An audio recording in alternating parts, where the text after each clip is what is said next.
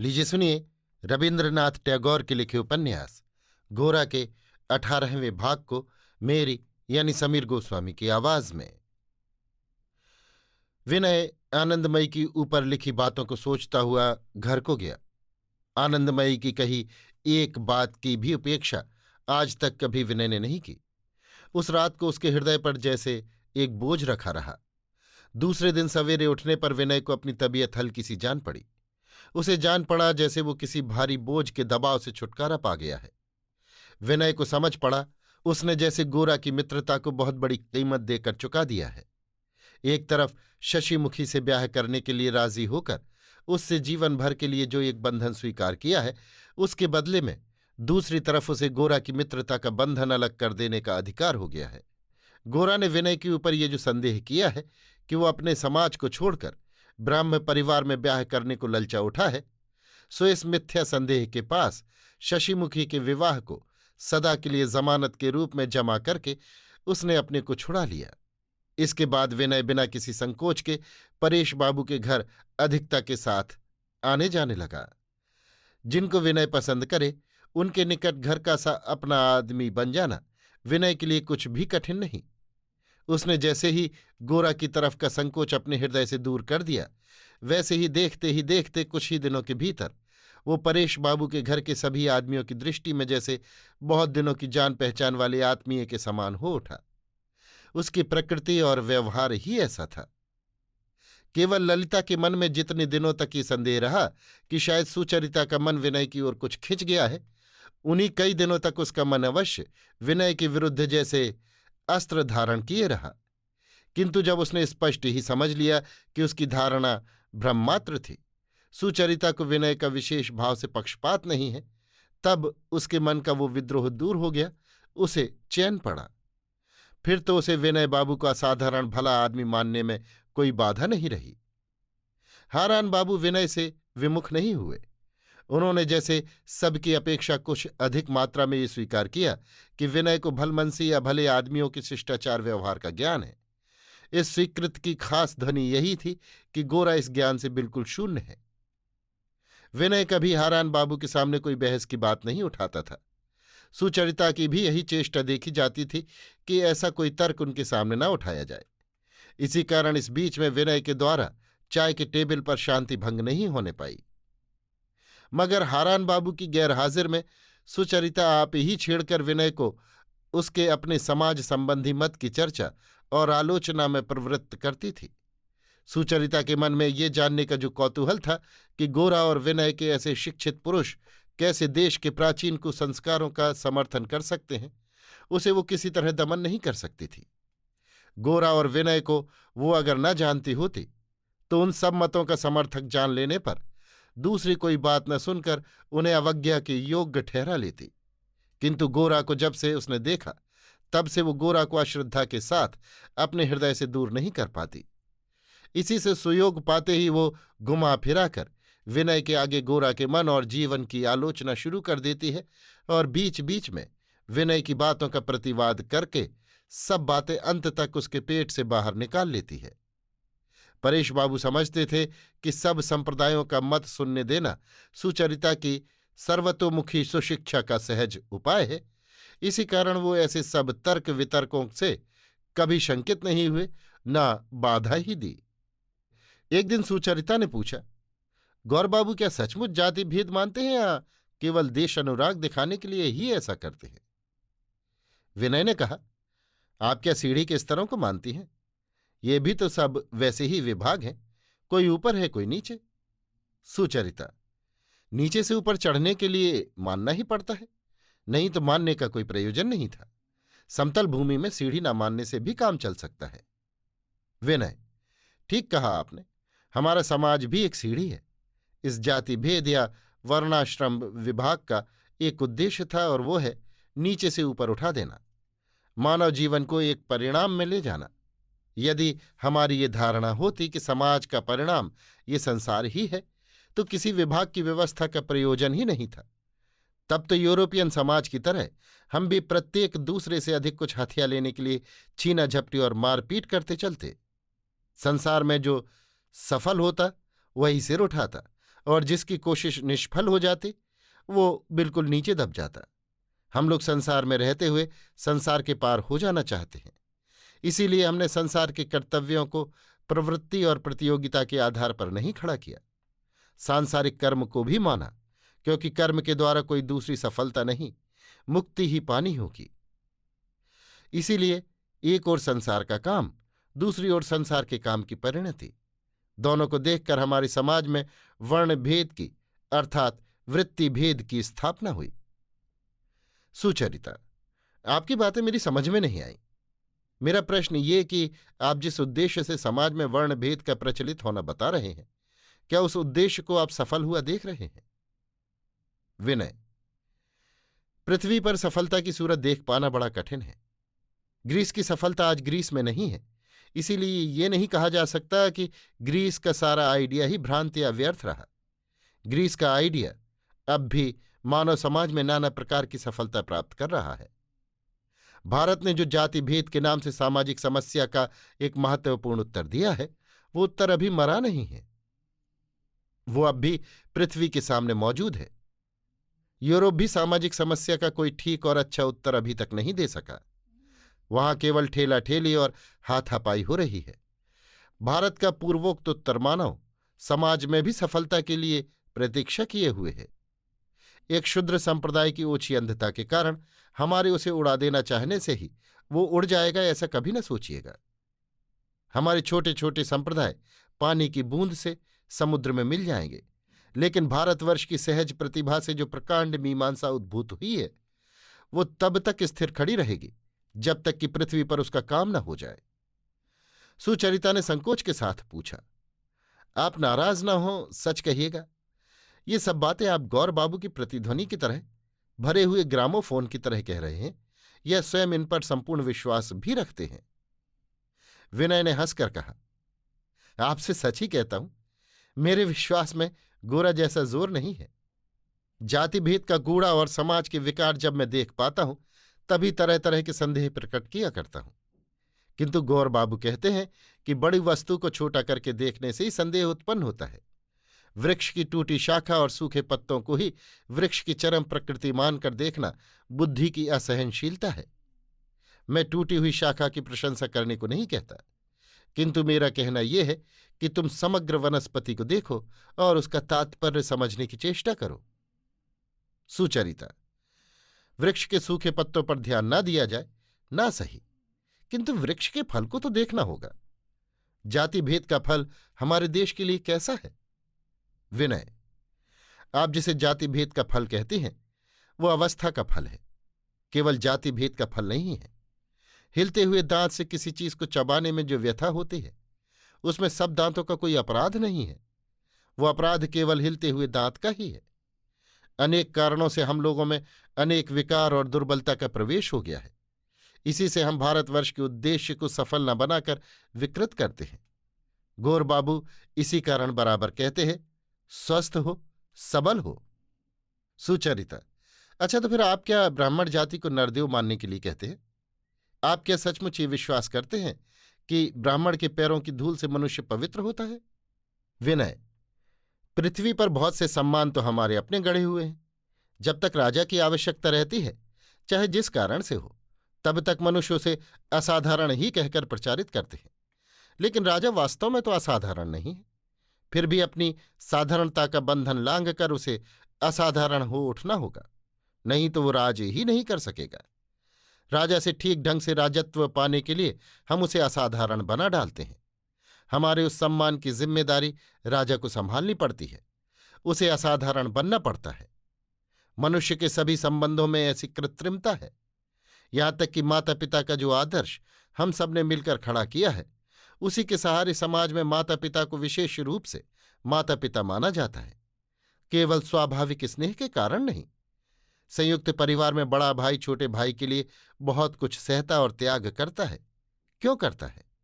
हमारे समाज में बड़े भाई को बड़े भाई का विशेष पद दिया गया है, दूसरे समाजों में वैसा नहीं है। ब्राह्मण को भी अगर सचमुच ब्राह्मण बना दिया जा सके तो वो क्या समाज के लिए मामूली लाभ होगा? हम नरदेव चाहते हैं। हम अगर नरदेव को यथार्थ ही हृदय के साथ बुद्धिपूर्वक चाहें तो अवश्य नरदेव को पावेंगे। और अगर मूढ़ की तरह आंखें मूंद कर नरदेव को चाहेंगे तो जो सब अपदेवता सब तरह के दुष्कर्म करते रहते हैं और हमारे मस्तक में पैरों की धूल लगाना जिनकी जीविका का उपाय या पेशा है, उनका दल बढ़ाकर पृथ्वी का भार ही केवल बढ़ाते रहेंगे। सुचरिता: अच्छा, ये आपके यथार्थ नरदेव क्या आजकल कहीं हैं? मिल सकते हैं? विनय: बीज के भीतर जैसे वृक्ष है, वैसे ही वे भी भारतवर्ष के आंतरिक अभिप्राय और प्रयोजन के भीतर मौजूद हैं। अन्य देश वेलिंगटन के समान सेनापति, न्यूटन के समान वैज्ञानिक, रथचाइल के समान लखपति चाहते हैं, किंतु हमारा देश यथार्थ ब्राह्मण को चाहता है। वो ब्राह्मण जिसे भय नहीं है, जो लोभ को घृणा करता है, जो दुख को सहन शक्ति से जीतता है, जो अभाव पर लक्ष्य नहीं करता, जिसने अपने विशुद्ध चित्त को परब्रह्म से लगा रखा है, जो अटल है, जो शांत है, मुक्त है, उस ब्राह्मण को भारतवर्ष चाहता है। उसे सचमुच पा लेने से ही भारतवर्ष स्वाधीन हो सकेगा। हमारे समाज में प्रत्येक विभाग में, प्रत्येक कर्म में सर्वदा मुक्ति का एक स्वर गुंजाने के लिए ही ब्राह्मण चाहिए, रांधने और घंटा बजाने के लिए नहीं। समाज की सार्थकता को हर वक्त समाज की आंखों के सामने प्रत्यक्ष किए रहने के लिए ही ब्राह्मण चाहिए। ब्राह्मण के सादर्श को हम जितना अनुभव करेंगे, ब्राह्मण के सम्मान को उतना ही बड़ा करके रखना होगा। वो सम्मान राजा के सम्मान से कहीं अधिक है। वो सम्मान देवता का ही सम्मान है। देश में जब ब्राह्मण इस सम्मान का यथार्थ अधिकारी होगा, तब इस देश को कोई अपमानित नहीं कर सकेगा। हम लोग क्या राजा के सामने सिर झुकाते हैं? अत्याचारी का बंधन गले पहनते हैं। अपने डर के सामने ही हमारा माथा झुकता है। अपने लालच के जाल में ही हम बंधे हैं। अपनी मूढ़ता के ही हम दासानुदास हैं। ब्राह्मण तपस्या करें, उस भय से, लोभ से, मूढ़ता से हमें मुक्त करें। हम उनके निकट से युद्ध नहीं चाहते, वाणिज्य नहीं चाहते, और उनसे हमारा और कोई प्रयोजन नहीं है। वे केवल हमारे समाज में मुक्ति साधना को सत्य किए रहें। परेश बाबू सब चुपचाप सुन रहे थे। वो धीरे धीरे कहने लगे, ये तो नहीं कह सकता कि मैं भारतवर्ष को जानता हूं, और ये भी निश्चय ही नहीं जानता कि भारत ने क्या चाहा था और किसी दिन उसे पाया था या नहीं। किंतु प्रश्न ये है कि जो दिन बीत गए, जो जमाना गुजर गया, उन्हीं दिनों में, उसी जमाने में क्या कभी कोई फिर लौट कर जा सकता है? वर्तमान में जो संभव है वही हम लोगों की साधना का विषय है। अतीत की ओर दोनों हाथ बढ़ाकर समय नष्ट करने से क्या कुछ काम हो सकता है? विनय ने कहा, आप जो कुछ कह रहे हैं अक्सर मैंने भी यही सोचा है और अनेक बार कहा भी है। गौर बाबू कहते हैं, हम अतीत को अतीत होने के कारण बर्खास्त किए बैठे हैं। इसी से क्या वो अतीत हो गया? वर्तमान की चीख पुकार की ओट होकर वो हमारी दृष्टि से अतीत हो गया है, इतनी ही से वो अतीत नहीं हो जाता। वो भारतवर्ष की मज्जा में बसा हुआ है। कोई भी सत्य कभी भी अतीत नहीं हो सकता। इसीलिए भारतवर्ष के इस सत्य ने हम पर चोट करना आरंभ किया है। हम में से एक जन भी इसे एक दिन सत्य मानकर पहचान और ग्रहण कर सकेगा तो उसी से हमारी शक्ति की खान का रास्ता खुल जाएगा। अतीत का भंडार वर्तमान की सामग्री हो उठेगा। आप क्या समझते हैं कि भारतवर्ष में कहीं भी ऐसे सार्थक जन्मा व्यक्ति का आविर्भाव नहीं हुआ? सुचरिता ने कहा, आप जिस तरह ये सब बातें कह रहे हैं उस तरह साधारण आदमी नहीं कहते। इसी कारण आपके मन को समग्र देश की चीज मान लेने में संशय होता है। विनय ने कहा, देखिए, सूर्य के उदय की वैज्ञानिक लोग एक ढंग से व्याख्या करते हैं और साधारण लोग एक दूसरे ढंग से। इससे सूर्य के उदय का विशेष कुछ घटता बढ़ता नहीं है। फिर भी सत्य को ठीक ढंग से जानने में हम लोगों का लाभ ही है। देश के जिन सब सत्यों को हम लोग खंडित करके बिगाड़ कर देखते हैं, गोरा इन सब को एक करके संश्लिष्ट करके देख सकते हैं। उनमें इसकी आश्चर्यजनक क्षमता है। लेकिन इसी से क्या गोरा के ऐसे देखने को दृष्टि विभ्रम मान लेना होगा? और जो लोग तोड़ मरोड़ कर देखते हैं उनके देखने को सत्य? सुचरिता चुप हो गई। विनय ने कहा, हमारे देश में साधारणतया जो सब लोग अपने को परम हिंदू मानकर अभिमान करते हैं, मेरे बंधु गोरा को आप उनके दल का न समझिएगा। आप अगर उनके पिता कृष्णदयाल बाबू को देखती तो बाप बेटे का अंतर समझ सकती। कृष्णदयाल बाबू हमेशा अपने को सुपवित्र किए रखने के लिए कपड़े उतारने, गंगा जल छिड़कने, पोथी पत्रा बाँचने को लेकर दिन रात व्यस्त रहते हैं। रसोई के मामले में वो बहुत अच्छे ब्राह्मण पर भी विश्वास नहीं करते कि कहीं उसके ब्राह्मणत्व में कोई कमी न रह गई हो। गोरा को वो अपने कमरे की सीमा में नहीं घुसने देते। कभी अगर काम के लिए उन्हें पत्नी के कमरे में जाना पड़े तो फिर लौटकर अपने को पवित्र कर लेते हैं। पृथ्वी पर दिन रात बिल्कुल अलग रहते हैं कि कहीं जाने अनजाने किसी नियम भंग की धूल का एक कण भी उन्हें न छू जाए। कोई बहुत ही छेला बाबू जैसे अपने को धूप और धूल से बचाते हुए अपने रंग रूप की, बालों के सवार की, कपड़ों की चुन्नट की रक्षा के लिए सतर्क रहता है, वैसे ही गोरा बिल्कुल ऐसे नहीं है। वे हिंदूपन के नियमों में अश्रद्धा नहीं करते, लेकिन ऐसे झाड़ पहुंच कर नहीं चल सकते। वो हिंदू धर्म को भीतर की ओर से और बहुत बड़े रूप में देखते हैं। वो कभी ये मन में भी नहीं लाते कि हिंदू धर्म का प्राण निहायत शौकीन प्राण है। वो थोड़ी सी छुआछूत से ही सूख जाता है और साधारण घात प्रतिघात से ही उसकी मृत्यु हो जाती है। सुचरिता: लेकिन जानते यही पड़ता है कि वो खूब सावधान रहकर छुआछूत को मानकर चलते हैं। विनय: उनकी ये सतर्कता एक अद्भुत वस्तु है। उनसे अगर प्रश्न किया जाए तो वो फौरन कह देंगे, हाँ, मैं ये सब मानता हूं कि छू जाने से जाति जाती है, खा लेने से पाप होता है। ये सब अभ्रांत सत्य है, लेकिन मैं जानता हूं ये सब उनकी जबरदस्ती की बातें हैं। ये सब बातें जितनी असंगत होती हैं उतना ही वो सबको सुनाकर जोर से कहते हैं।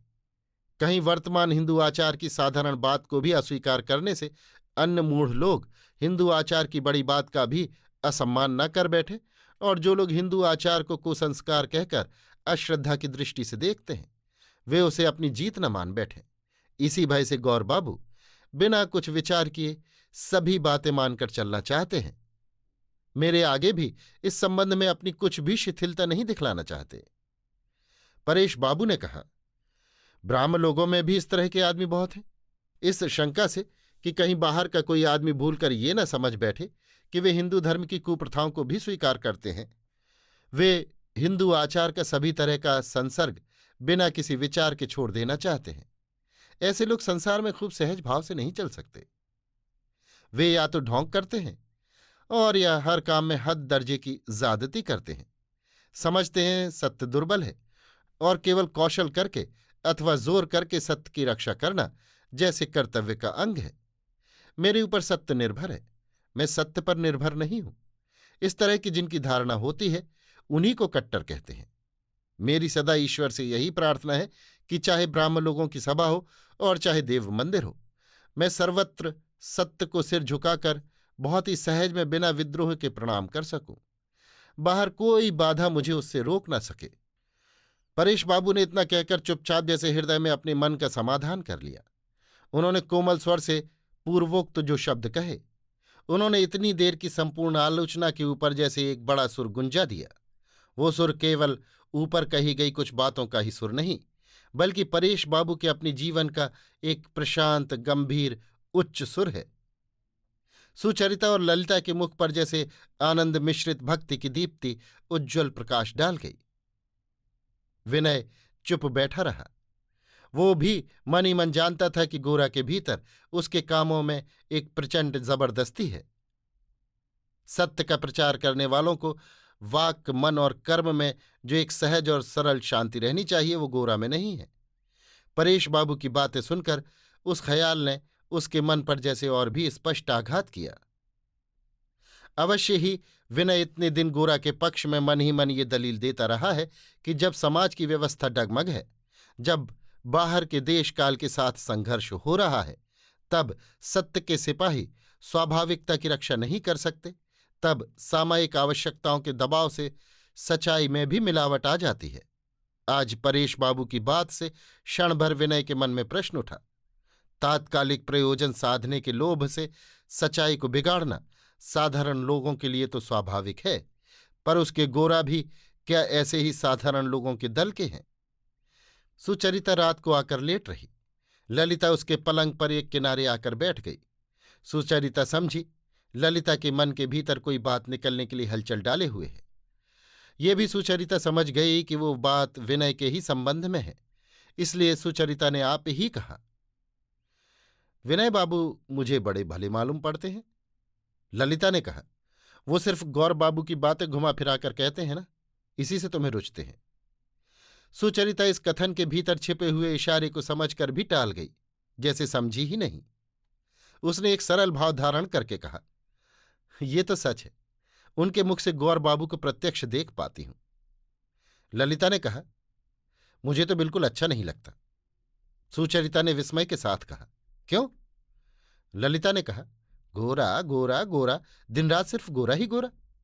मान लिया उनके मित्र गोरा खूब बड़े और अच्छे आदमी हैं, अच्छी बात है, लेकिन वो खुद भी तो मनुष्य हैं। सुचरिता ने हंसकर कहा, सो तो है ही, लेकिन उनके मनुष्यत्व में कमी क्या हुई? ललिता, उनके मित्र ने उनको इस तरह ढक लिया है, वो अपने तई प्रकट नहीं कर सकते, जैसे किसी के सिर पर भूत सवार हो गया हो। ऐसी दशा में मुझे उस मनुष्य पर भी क्रोध आता है और उस भूत पर भी श्रद्धा नहीं होती। ललिता की झल्लाहट देखकर सुचरिता चुपचाप हंसने लगी। ललिता ने कहा, दीदी तुम हंसती हो, लेकिन मैं तुमसे कह देती हूं, मुझे कोई इस तरह आच्छन्न कर रखने की चेष्टा करता तो मैं एक दिन भी सह न सकती। मान लो तुम हो, लोग चाहे जो समझें, तुमने मुझे अपने प्रभाव से आच्छन्न नहीं कर रखा है। तुम्हारी प्रकृति ही इस तरह की नहीं है, तुम मुझे ढक रखने की चेष्टा नहीं करती, इसी से मैं तुमको इतना चाहती और मानती हूं। असल बात यह है कि बाबूजी से ही तुम्हें यह शिक्षा मिली है, वो हर एक को उसका स्थान छोड़ देते हैं। इस परिवार में सुचरिता और ललिता दोनों परेश बाबू के अनन्य भक्त हैं। बाबूजी कहते ही उनकी छाती जैसे फूल उठती है। सुचरिता ने कहा, बाबूजी के साथ भला कहीं और किसी की तुलना हो सकती है? मगर चाहे जो कुछ कहो बहन, विनय बाबू में बोलने की शक्ति बहुत विलक्षण है, वो खूब बोल सकते हैं। ललिता ने कहा, वे विचार खास उनके हृदय के नहीं हैं, इसी से वो उन्हें इस अद्भुत अलंकारिक ढंग से कहते हैं। वो अगर खास अपने हृदय के विचारों को कहते तो वो उनकी बातचीत खूब सहज और स्वाभाविक होती। ये न जान पड़ता कि वो खूब सोच सोच संभाल संभाल कर कह रहे हैं। मुझे तो ऐसी अद्भुत बातों की अपेक्षा वे सहज सरल स्वाभाविक बातें ही बहुत अच्छी लगती हैं। सुचरिता, खैर नाराज क्यों होती है बहन? गौरमोहन बाबू की बातें वास्तव में विनय की अपनी ही बातें हैं, दोनों अभिन्न हृदय मित्र हैं। ललिता, अगर ऐसा है तो वो बहुत ही बुरा है। ईश्वर ने क्या बुद्धि इसलिए दी है कि पराये विचारों का बखान करें, पराई बातों की व्याख्या करें? मुंह क्या इसलिए ईश्वर ने बनाया है कि हम पराई बातों को बहुत अच्छी तरह बनाकर वर्णन करें? मुझे ऐसी अद्भुत बातें न चाहिए। सुचरिता, लेकिन ये तू नहीं समझ पाती कि विनय बाबू गौर बाबू पर स्नेह का भाव रखते हैं।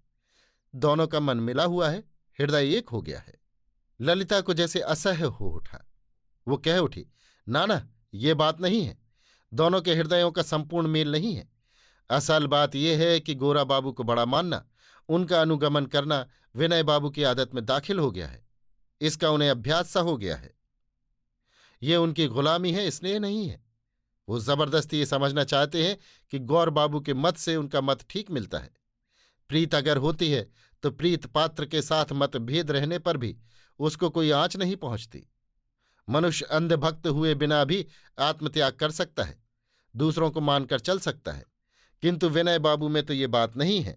वो गौर बाबू को मानते हैं, शायद प्रेम से ही, मगर उसे स्वीकार नहीं कर पाते। ये बातें उनकी बातें सुनने से ही स्पष्ट समझ में आ जाती हैं। अच्छा दीदी, तुम ये नहीं समझी थी, सच कहना। सुचरिता ने ललिता की तरह इस प्रकार यहां तक उस बात को सोचा ही नहीं था, लक्ष्य ही नहीं किया था। कारण गोरा को संपूर्ण रूप से जानने के लिए ही उसका कौतूहल व्यग्र हो रहा था। विनय को गोरा से अलग करके देखने के लिए उसे आग्रह ही नहीं था। सुचरिता ने ललिता के प्रश्न का स्पष्ट उत्तर न देकर कहा, अच्छा, अच्छी बात है, तेरी ही बात मैं माने लेती हूं, तो बता क्या करना होगा? ललिता, मेरा जी चाहता है विनय बाबू को बंधु के बंधन से छुड़ाकर स्वाधीन कर दूं। सुचरिता, अच्छा तो है बहन, चेष्टा करके देख लेना। ललिता, मगर ये काम मेरी चेष्टा से न होगा, तुम जरा मन पर धरो तो जरूर हो सकता है। सुचरिता ने भीतर ही भीतर समझ लिया कि विनय उस पर अनुरक्त है, तो भी उसने ललिता की इस बात को हंसकर उड़ा देने की चेष्टा की। ललिता ने कहा, तथापि वो जो गौर बाबू के शासन पाश को ढीला करके तुम्हारे पास इस तरह अपने को आश्रद्ध करने के लिए आते हैं, तुम्हारे प्रति आत्मसमर्पण का भाव प्रकट करते हैं, इसी से मुझे भले लगते हैं। उनकी अवस्था में अगर कोई और होता तो अवश्य ही ब्रह्म समाजी महिलाओं को भला बुरा कहकर एक नाटक लिख डालता। लेकिन उनका मन अब भी उदार है। इसका प्रमाण यही है कि बाबूजी पर भक्ति रखते हैं और तुम्हें भी चाहते हैं। सचमुच दीदी, विनय बाबू को उनके अपने भाव से खड़ा करना होगा, परावलंब को दूर करके स्वाभिमानी बनाना होगा। वो जो केवल गौर मोहन बाबू का मत फैलाते फिरते हैं, उनका गुणगान करते रहते हैं, यही मुझे असह्य जान पड़ता है। इसी समय दीदी दीदी कहता हुआ सतीश वहां दाखिल हुआ। विनय आज उसे किले के मैदान में सर्कस दिखाने ले गया था। यद्यपि अधिक रात बीत चुकी थी, तो भी बालक सर्कस देखने के उत्साह, खुशी और विस्मय को संभाल नहीं पाता था। सर्कस का वर्णन करके उसने कहा, विनय बाबू को आज मैं अपने ही यहां सोने के लिए पकड़े लाता था। वो दरवाजे के भीतर आए थे, मगर वैसे ही लौट गए। दीदी, मैंने उनसे एक दिन तुम्हें भी सर्कस दिखाने के लिए ले जाने को कहा है। ललिता ने पूछा, उस पर उन्होंने क्या कहा? सतीश ने कहा, उन्होंने कहा औरतें बाघ देखकर डर जाएंगी। लेकिन दीदी, मैं तो बिल्कुल नहीं डरा, कहकर सतीश पौरुष के अभिमान से छाती फुलाकर बैठ गया। ललिता ने कहा, सो तो ठीक ही है। तुम्हारे मित्र विनय बाबू का साहस कितना बड़ा है, ये खूब मेरे समझ में आ रहा है। ना भाई, हम लोगों को साथ लेकर तुम्हें सर्कस दिखाने ले जाना ही पड़ेगा। सतीश ने कहा, कल तो दिन को सर्कस होगा। ललिता ने कहा, यह भी अच्छा है, हम दिन को ही जाएंगी। दूसरे दिन विनय के आते ही ललिता कह उठी, लो, ठीक समय पर ही विनय बाबू आए हैं, चलिए। विनय, कहाँ चलना होगा? ललिता, सर्कस। सर्कस? दिन के समय हजारों मर्दों के सामने औरतों को लेकर सर्कस जाना? विनय तो हद बुद्धि हो गया। ललिता ने कहा, शायद गौर बाबू हमें ले जाने से खफा होंगे। क्यों विनय बाबू, यही बात है ना? ललिता के इस प्रश्न से विनय कुछ चौंक उठा। ललिता ने फिर कहा, सर्कस में औरतों को ले जाने के संबंध में गौर मोहन बाबू की कोई राय है क्या? विनय, निश्चय है। ललिता, क्या राय है? आप जरा उसकी व्याख्या कहिए।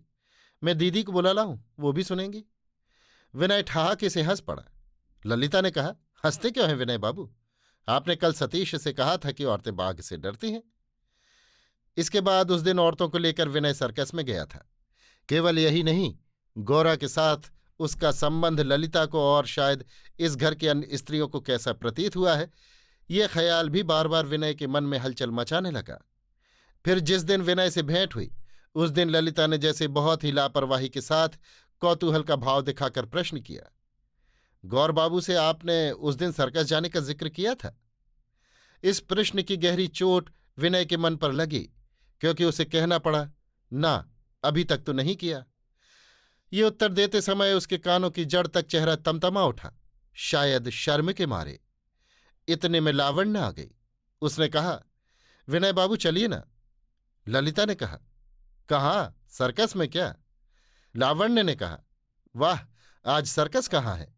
मैं बुलाती हूं इसलिए कि विनय बाबू चलकर मेरे रूमाल में चारों ओर एक किनारे की बेल पेंसिल से खींच दें, मैं उसे काढ़ लूंगी। लावण्य विनय को पकड़ ले गई।